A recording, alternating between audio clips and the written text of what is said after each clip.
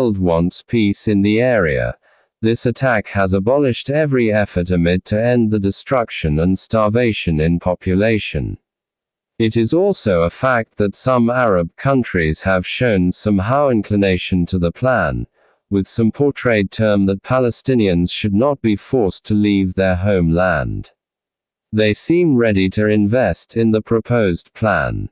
Question arises, why had not Qatar managed strict security arrangements to secure the Hamas leadership?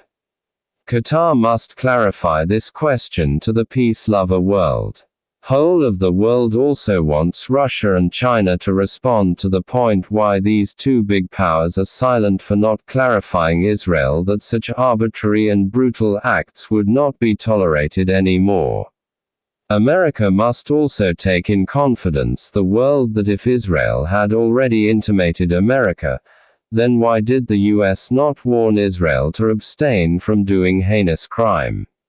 After this attack, the situation in the area would be more disturbed. Solution to the issue gone far behind. Till now, at least 64,605 people have been killed in Gaza as a result of the brutality of Israel.